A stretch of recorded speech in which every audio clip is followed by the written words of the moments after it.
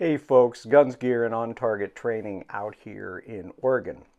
Before we get started, I just wanted to ask you to do the following. If you enjoy our content, if you find value in what we do, please subscribe to the video, share it with your friends and family on social media, and invite them to subscribe as well. All right, let's get started. A few months ago, I was sent a inexpensive red dot called the MidTen MOA Micro Red Dot from a company, MidTen, who wanted us to do a test evaluation and then a review. So absolutely love doing this for folks. So we put the red dot on this nice little Ruger 1022.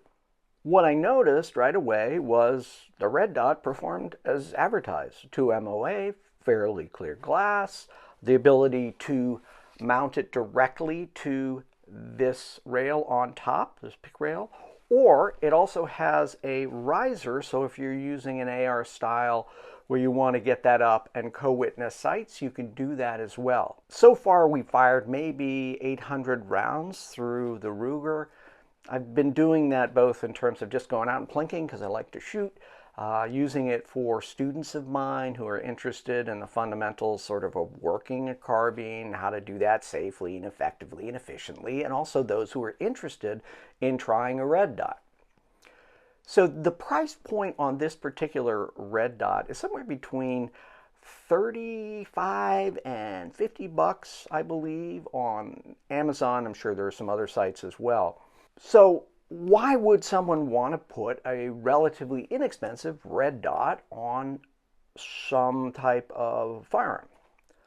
Well, the reality is not everybody has a budget where they can spend $500 or $1,000 on the top of the line red dots. Are those worth it? Sure, of course they are. I own several other types of red dots by Aimpoint, EOTech, Holosun. All those guys are fine and they're good, but they're so much more expensive than this little MidTen.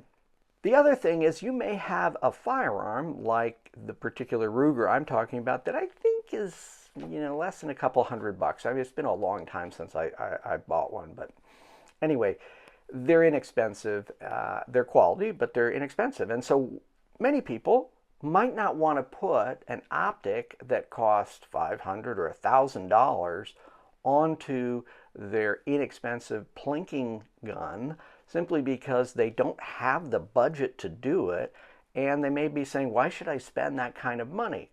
Now, I've never regretted paying for quality, and obviously I haven't tested this enough in terms of long-term durability, but in the couple months I've had it, it's performed fine. Keep in mind that with this particular red dot, you've got battery life that is somewhere between 100 and 200 hours. It uses the standard battery that a lot of these optics use, which is the CR2032 2032, fairly standard battery. I usually buy the CR2032s in packets of 12. I can't even remember what it costs, but I just throw that in my range bag. And if I have a battery problem, I swap it out.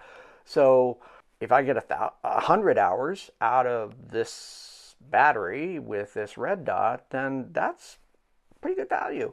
And most people are not going to be in a situation with a gun like this where it's their primary self-defense tool that they're having to live out on the range and survive with for years at. And that battery is going to make all the difference. So for me, some people just don't want to spend the money and they don't care about the battery life, nor do they care about whether or not you can dunk the thing into 20 meters of water and leave it submerged, or whether it's going to put up with snow and ice. I mean, quite frankly, I don't think a lot of people shoot in those conditions who throw it on a 22 like this. They might, and that's fine.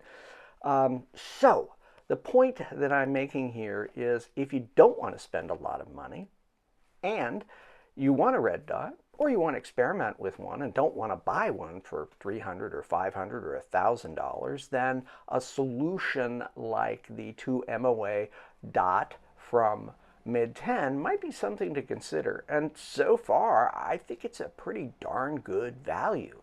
So you might want to check them out.